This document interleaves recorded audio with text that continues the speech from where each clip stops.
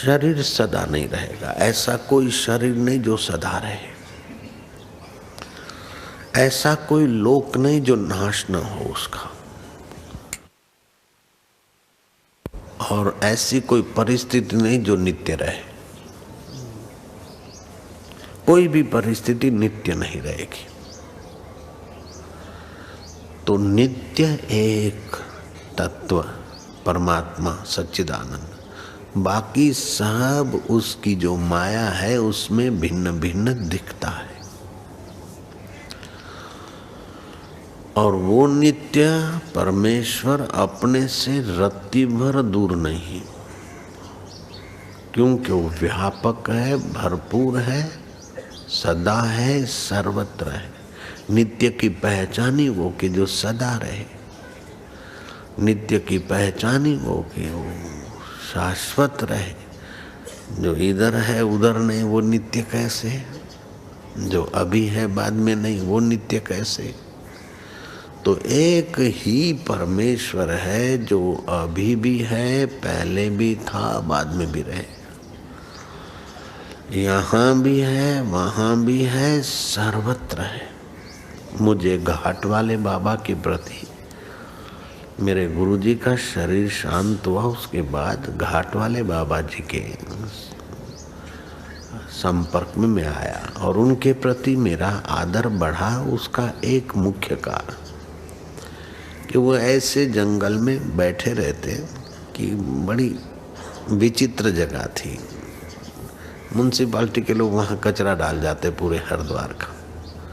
मैं कहा यहाँ से आप चलो, मैं अहमदाबाद आश्रम में आपके लिए सुविधा कर देता हूँ, या और कहीं जहाँ बोलो, इधर क्या। उन्होंने कहा आसाराम जो जहाँ है वहाँ अगर सुखी नहीं तो वैकुंठ में भी सुखी नहीं रह सकता। ये बात उन्होंने इतनी सारभूत कही, इसकी कीमत आप नहीं समझेंगे अभी, बहुत ऊंची बात है। जो जहाँ है वहाँ सुखी होना, संतुष्ट होना नहीं सीखा तो कहीं भी जाएगा सदा संतुष्ट नहीं रहेगा। एक बात वो मेरे हृदय में असर कर गई, उनके प्रति आदर का।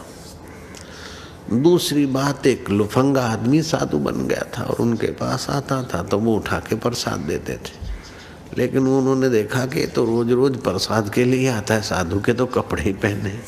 तो फिर उन्होंने साधु उस व्यक्ति को प्रसाद देना बंद कर दिया। तो उसने अपना रूप दिखाया और भक्तों के बीच कुछ का कुछ उन्होंने सुनाया। वो सुनाता गया, सुनाते सुनाते जब उसके सुनाने के अपशब्द खत्म हुए, इतने में मैं आ गया। मेरे को देख के वैसे भी वो पूंछ दबा के गया। तो लोगों ने बताया कि वो गालियां बक रहा था इतने लोगों के सामने, 2, 5, 10 जो भी भगत थे। तो मैंने भी पूछा कि तुमको जब इतना भीड़ के बीच वैसे का आदमी डांटा तो उस वक्त आपके चित्त में क्या हुआ। उन्होंने जो बात बताई मेरे को उन बात से, उसी बात से उनके प्रति ज़्यादा आदर हुआ। मेरे को उन्होंने कहा कि पहले तो आया कि अनर्गल बकता है, इसको जरा सुना दूं, ठीक कर दूं। फिर दूसरा स्फुरण हुआ कि अपने को ही ठीक करो कि किसी मूर्ख के बात की असर न हो। अपने को ही ठीक करो, जहाँ अपन है वहाँ टिको। ये बोलता है तो शरीर को बोलता है, इसको बोलता है, उसको बोलता है, आकाश में शब्द गए। किस किस को ठीक करेंगे बाबा, अपने आप में रहो।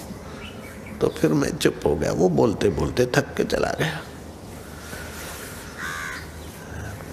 ऐसे बुद्ध के जीवन में किसी निंदकों के चक्कर में आए हुए लोगों ने बुद्ध को कुछ का कुछ सोचा, कुछ का कुछ मान रखा था। श्रद्धालु श्रद्धा से देखते थे, निंदक निंदा से देख।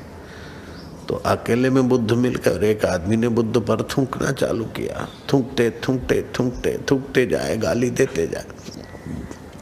थूकते थूकते थूक का स्टॉक पूरा हो गया, गाली देते देते गालियों का ग्रामर पूरा हो गया। वो आदमी जाने लगा तो बुद्ध ने कहा बस मित्र, थक गए।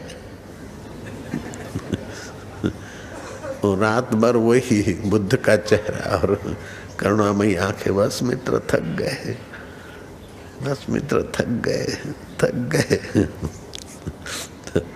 और रात भर करवटे लेता रहा। बोले बनते क्षमा कर दो, मैं तो आपको गालियाँ देकर चलाया, आप मेरे पीछे पीछे क्यों आए रात भर मेरे साथ। अब बुद्ध तो क्या है, मानसिक उसको दिखने लगा कि बुद्ध का चेहरा। बस मित्र थक गए, क्षमा कर दो भंते, मेरे से गलती हो गई। बोले क्षमा मांगने वाला तू क्यों आया, जो गाली बकने वाला तो चला गया, तू क्षमा मांगने वाला बीच में कौन आया। दी होगी कभी गाली, हुआ होगा कुछ लेन देन, भूल जाओ। तो जिन्हों को नित्य तत्व की प्राप्ति हो गई, समझ आ गई, उसको अनित्य सुख दुख, अनित्य मान अपमान और अनित्य जीवन मृत्यु का महत्व नहीं रहता।